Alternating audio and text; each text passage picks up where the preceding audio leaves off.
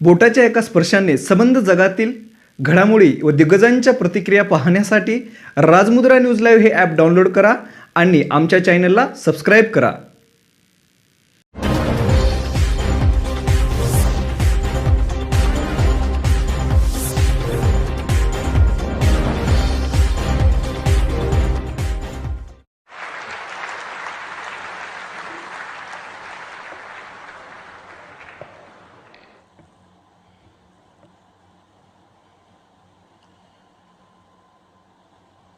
इस ऐतिहासिक कार्यक्रम में उपस्थित केरला के राज्यपाल श्रीमान आरिफ मोहम्मद खान, केरल के मुख्यमंत्री श्रीमान पिनाराई विजयन जी, देश के रक्षा मंत्री श्रीमान राजनाथ सिंह जी, केंद्रीय मंत्रिमंडल के मेरे अन्य सहयोगीगण, chief of naval staff admiral R Harikumar ji, MD Cochin shipyard, सभी विशिष्ट एवं गणमान्य अतिथिगण और इस कार्यक्रम में जुड़े मेरे प्यारे आयोजन विश्व क्षितिज पर भारत के बुलंद होते हौसलों की हुंकार है. आजादी के आंदोलन में हमारे स्वतंत्रता सेनानियों ने जिस सक्षम, समर्थ और शक्तिशाली भारत का सपना देखा था, उसी एक सशक्त तस्वीर आज हम यहां देख रहे हैं. विक्रांत विशाल है, विराट है, विहंगम है. विक्रांत विशिष्ट है, विक्रांत विशेष भी है. विक्रांत केवल एक युद्धपोत नहीं है, ये 21वीं सदी के भारत के परिश्रम, प्रतिभा, प्रभाव और प्रतिबद्धता का प्रमाण है.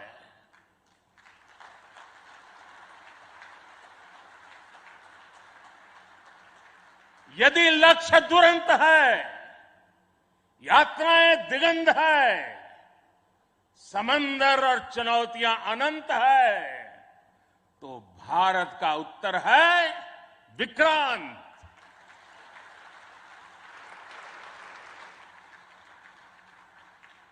आजादी के अमृत महोत्सव का अतुलनीय अमृत है विक्रांत. आत्मनिर्भर होते भारत का अद्वितीय प्रतिबिंब है विक्रांत. ये हर भारतीय के लिए गर्व और गौरव का अनमोल अवसर है. ये हर भारतीय का मान, स्वाभिमान बढ़ाने वाला अवसर है. मैं इसके लिए हर एक देशवासी को बधाई देता हूं. साथियों, लक्ष्य कठिन से कठिन क्यों न हो, चुनौतियां बड़ी से बड़ी क्यों न हो, भारत जब ठान लेता है तो कोई भी लक्ष्य असंभव नहीं होता है.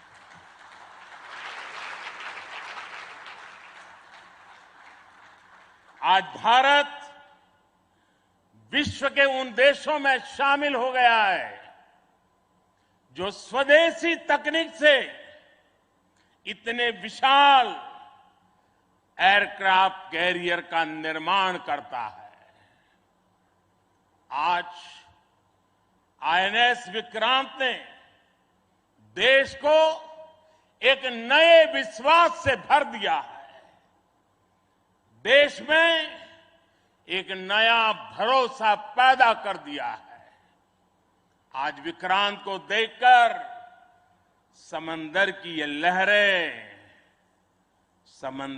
लहरें आह्वान कर रही है, अमर्त्य वीर पुत्र हो, अमर्त्य वीर पुत्र हो, दृढ़ प्रतिज्ञ सोच लो, प्रशस्त पुण्य पंथ है, प्रशस्त पुण्य पंथ है। बढ़े चलो, बढ़े चलो, बढ़े चलो।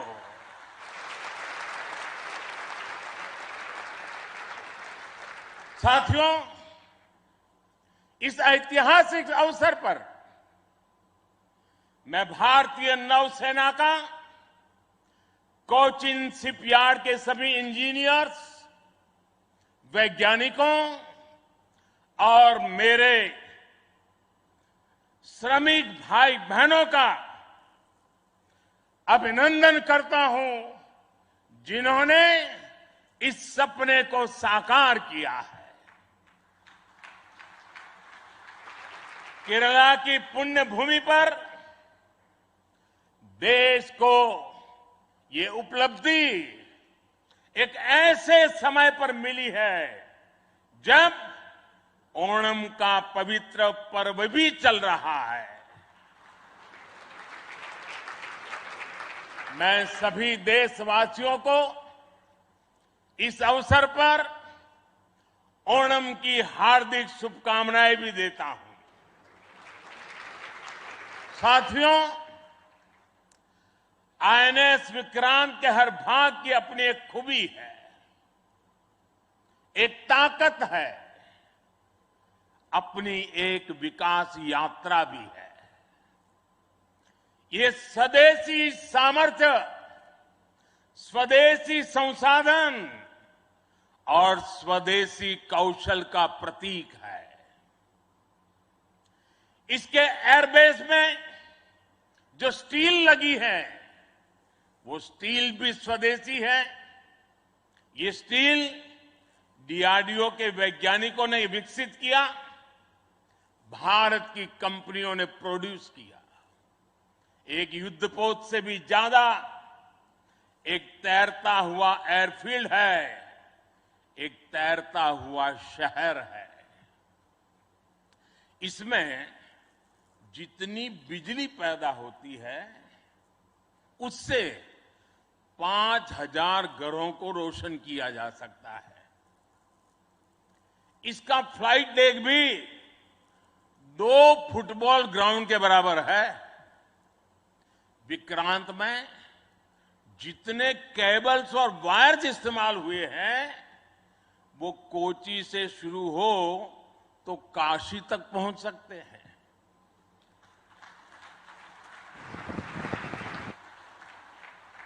ये जटिलता हमारे इंजीनियर्स की जीवटता का उदाहरण है। मेगा इंजीनियरिंग से लेकर नैनो सर्किट्स तक पहले जो भारत के लिए अकल्पनीय था, वो हकीकत में बदल रहा है। साथियों, इस बार स्वतंत्रता दिवस पर मैंने लाल किले से पंच प्राण का आह्वान किया और हमारे हरि जी ने भी इसका उल्लेख किया। इन पंच प्राणों में पहला प्राण है विकसित भारत का बड़ा संकल्प, दूसरा प्राण है गुलामी की मानसिकता का संपूर्ण त्याग, तीसरा प्राण है अपनी विरासत पर गर्व, चौथा और पांचवा प्राण है देश की एकता, एकजुटता और नागरिक कर्तव्य। आईएनएस विक्रांत के निर्माण और इसकी यात्रा में हम इन सभी पंच प्राणों की ऊर्जा को देख सकते हैं। आईएनएस विक्रांत इस ऊर्जा का जीवन संयंत्र है। अभी तक इस तरह के एयरक्राफ्ट कैरियर केवल विकसित देश ही बनाते थे। आज भारत ने इस लीग में शामिल होकर विकसित राष्ट्र की दिशा में एक और कदम बढ़ा दिया है। साथियों, जल परिवहन के क्षेत्र में भारत का बहुत गौरवमयी इतिहास रहा है। हमारी समृद्ध विरासत रही है। हमारे यहां नौकाओं और जहाजों से जुड़े श्लोकों में बताया गया है, दीर्घिका तरणी ही लोला, गत्वरा गामिनी तरीही, जंगाला प्लाविनी चैव धारिणी वेगिनी तथा। ये हमारे शास्त्रों में इतना वर्णन है। दीर्घिका, तरुणी लोला, गत्वरा, गामिनी, जंगाला, प्लाविनी, धारिणी, वेगिनी हमारे यहां जहाजों और नौकाओं के अलग अलग आकार और प्रकार होते थे। हमारे वेदों में भी नौकाओं, जहाजों और समुद्र से जुड़े कितने ही मंत्र आते हैं। वैदिक काल से लेकर गुप्त काल और मौर्य काल तक भारत के समुद्री सामर्थ्य का डंका पूरे विश्व में बजता था। छत्रपति वीर शिवाजी महाराज ने इस समुद्री सामर्थ्य के दम पर ऐसी नौसेना का निर्माण किया जो दुश्मनों की नींद उड़ाकर रखती थी। जब अंग्रेज भारत आए तो वो भारतीय जहाजों और उनके जरिए होने वाले व्यापार की ताकत से घबराए रहते थे। इसलिए उन्होंने भारत की समुद्री सामर्थ्य की कमर तोड़ने का फैसला लिया। इतिहास गवाह है कि कैसे उस समय ब्रिटिश संसद में कानून बनाकर भारतीय जहाजों और व्यापारियों पर कड़े प्रतिबंध लगाए दिए गए थे। भारत के पास प्रतिभा थी, अनुभव था, लेकिन हमारे लोग इस कुटिलता के लिए मानसिक रूप से तैयार नहीं थे। हम कमजोर पड़े और उसके बाद गुलामी के कालखंड में अपनी ताकत को धीरे धीरे भुला बैठे। अब आजादी के अमृत काल में भारत अपनी उस खोई हुई शक्ति को वापस ला रहा है। उस ऊर्जा को फिर से जगा रहा है। साथियों, आज 2 सितंबर 2022 की ऐतिहासिक तारीख को इतिहास बदलने वाला एक और काम हुआ है। आज भारत ने गुलामी के एक निशान, गुलामी के एक बोझ को अपने सीने से उतार दिया है। आज से भारतीय नौसेना को एक नया ध्वज मिला है। अब तक भारतीय नौसेना के ध्वज पर गुलामी की पहचान बनी हुई थी, लेकिन अब आज से छत्रपति शिवाजी महाराज से प्रेरित नौसेना का नया ध्वज समंदर और आसमान में लहराएगा।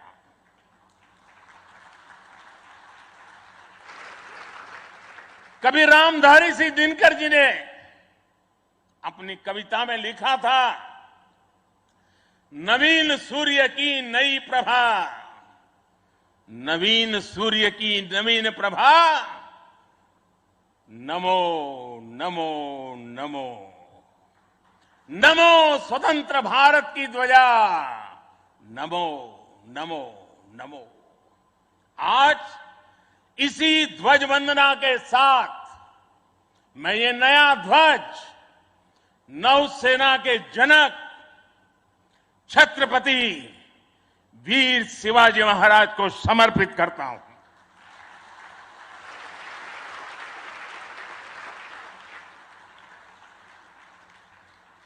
मुझे विश्वास है भारतीयता की भावना से ओतप्रोत ये नया ध्वज भारतीय नौसेना के आत्मबल और आत्मसम्मान को नई ऊर्जा देगा।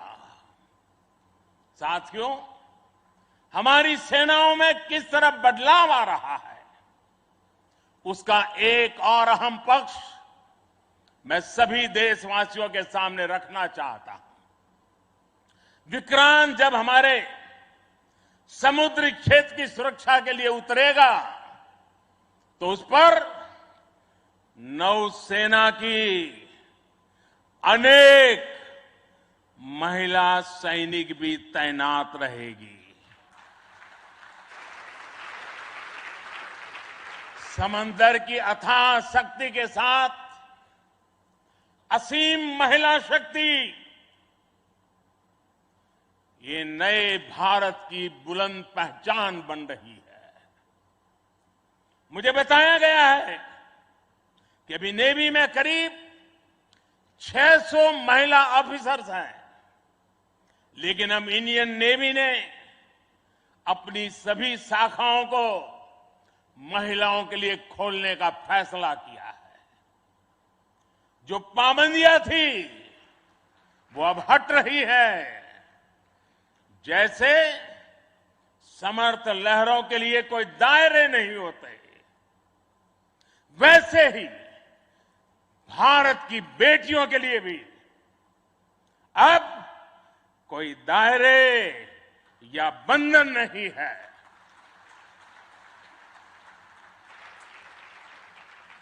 अभी 1-2 साल पहले विमेन ऑफिसर्स ने तारिणी बोट से पूरी पृथ्वी की परिक्रमा की थी।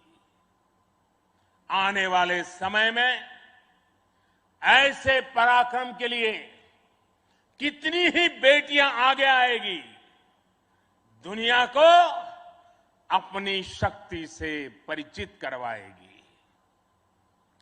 नेवी की तरह ही तीनों सशस्त्र सेनाओं में युद्धक भूमिकाओं में महिलाओं को शामिल किया जा रहा है। उनके लिए नई जिम्मेदारियों के रास्ते खोले जा रहे हैं। साथियों, आत्मनिर्भरता और आजादी को एक दूसरे का पूरक कहा जाता है। जो देश जितना किसी दूसरे देश पर निर्भर है, उतना ही उसके लिए संकट है। जो देश जितना आत्मनिर्भर है, वो उतना ही सशक्त है। कोरोना के संकट काल में हम सभी ने आत्मनिर्भर होने की इस ताकत को देखा है, समझा है, अनुभव किया है। इसलिए आज भारत आत्मनिर्भर होने के लिए पूरी शक्ति से काम कर रहा है। आज अगर अथाह समंदर में भारत की ताकत का उद्घोष करने के लिए आईएनएस विक्रांत तैयार है, तो अनंत आकाश में यही गर्जना हमारे तेजस कर रहे हैं। इस बार 15 अगस्त को पूरे देश ने लाल किले से स्वदेशी तोप की हुंकार भी सुनी है। आजादी के 75 साल बाद सेनाओं में रिफॉर्म करके भारत अपनी सेनाओं को निरंतर आधुनिक बना रहा है, आत्मनिर्भर बना रहा है। हमारी सेनाओं ने ऐसे उपकरणों की एक लंबी लिस्ट भी बनाई है जिनकी खरीद अब स्वदेशी कंपनियों से ही की जाएगी। डिफेंस सेक्टर में रिसर्च और डेवलपमेंट के लिए 25% बजट भी देश की यूनिवर्सिटीज और देश की कंपनियों को ही उपलब्ध कराने का निर्णय लिया गया है। तमिलनाडु और उत्तर प्रदेश में 2 बड़े डिफेंस कॉरिडोर भी विकसित हो रहे हैं।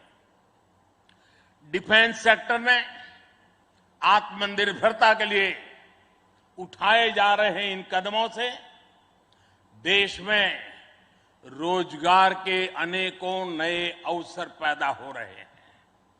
साथियों, एक बार लाल किले से मैंने नागरिक कर्तव्य इसकी भी बात कही है।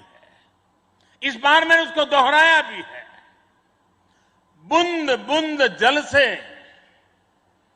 जैसे विराट समंदर बन जाता है, वैसे ही भारत का एक एक नागरिक वोकल फॉर लोकल, अगर वोकल फॉर लोकल के मंत्र को जीना प्रारंभ कर देगा तो देश को आत्मनिर्भर बनने में अधिक समय नहीं लगेगा। जब सभी देशवासी लोकल के लिए वोकल होंगे तो उसकी गूंज सिर्फ भारत में ही नहीं बल्कि पूरी दुनिया में सुनाई देगी। और देखते ही देखते दुनिया के जो भी मैन्युफैक्चरर होंगे उनको भी मजबूरन भारत में आकर के मैन्युफैक्चरिंग के रास्ते पर चलना पड़ेगा। ये ताकत एक एक नागरिक के अपने आप में तजुर्बे में है। साथियों, आज जिस तेजी से वैश्विक परिवेश बदल रहा है, वैश्विक परिदृश्य बदल रहा है, उसने विश्व को मल्टीपोलर बना दिया है। इसलिए आने वाले समय में भविष्य की गतिविधियां और सक्रियता का केंद्र कहां होगा, ये भविष्य दृष्टि बहुत जरूरी हो जाती है। उदाहरण के तौर पर पिछले समय में इंडो पैसिफिक रीजन और इंडियन ओशन में सुरक्षा चिंताओं को लंबे समय तक नजरअंदाज किया जाता रहा, लेकिन आज ये क्षेत्र हमारे लिए देश की बड़ी रक्षा प्राथमिकता है। इसलिए हम नौसेना के लिए बजट बढ़ाने से लेकर उसकी क्षमता बढ़ाने तक हर दिशा में काम कर रहे हैं। आज चाहे ऑफशोर पेट्रोल वेसल्स हो, सबमरीन्स हो या एयरक्राफ्ट कैरियर्स हो, आज भारत की नौसेना की ताकत अभूतपूर्व गति से बढ़ रही है। इससे आने वाले समय में हमारी नेवी और मजबूत होगी। ज्यादा सुरक्षित सी लेन्स, बेहतर मॉनिटरिंग और बेहतर प्रोटेक्शन से हमारा एक्सपोर्ट, मैरीटाइम ट्रेड और मैरीटाइम प्रोडक्शन भी बढ़ेगा। इससे केवल भारत ही नहीं बल्कि दुनिया के दूसरे देशों और विशेषकर हमारे पड़ोसी मित्र राष्ट्रों के लिए व्यापार और समृद्धि के नए रास्ते खुलेंगे। साथियों, हमारे यहां शास्त्रों में कहा जाता है और बहुत महत्वपूर्ण बात कही जाती है और जिस बात को हमारे लोगों ने संस्कार के रूप में जिया है, हमारे यहां शास्त्रों में कहा गया है, विद्या विवादाय धनम मदाय शक्ति ही परेशान पर पीड़नाय खलस्य साधो विपरीतम एतत् ज्ञानाय दानाय च रक्षणाय। अर्थात दुष्ट की विद्या विवाद करने के लिए, धन घमंड करने के लिए और शक्ति दुष्करों को प्रताड़ित करने के लिए होती है। लेकिन सज्जन के लिए ये ज्ञान, दान और कमजोर की रक्षा का जरिया होता है। यही भारत का संस्कार है। इसलिए विश्व को सशक्त भारत की ज्यादा जरूरत है। मैंने एक बार पढ़ा था कि एक बार जब डॉक्टर एपीजे अब्दुल कलाम से किसी ने पूछा कि आपका व्यक्तित्व तो बड़ा शांति प्रिय है, आप तो बड़े शांत व्यक्ति लगते हैं, तो आपको हथियारों की क्या जरूरत लगती है? कलाम साहब ने कहा था, शक्ति और शांति एक दूसरे के लिए जरूरी है। और इसलिए आज भारत बल और बदलाव दोनों को एक साथ लेकर चल रहा है। मुझे विश्वास है, सशक्त भारत शांत और सुरक्षित विश्व का मार्ग प्रशस्त करेगा। इसी भाव के साथ हमारे बहादुर जवानों को, वीर सेनानियों को आदरपूर्वक उनका गर्व करते हुए आज के इस महत्वपूर्ण अवसर को उनकी वीरता को समर्पित करते हुए आप सबका मैं हृदय से बहुत बहुत धन्यवाद करता हूं। जय हिंद। देवियों और सज्जनों, भारत के प्रधानमंत्री श्री नरेंद्र मोदी की भव्य ताज्या घडामोडी पाहण्यासाठी राजमुद्रा न्यूज लाईव्हला सबस्क्राईब करा, बेल आयकॉन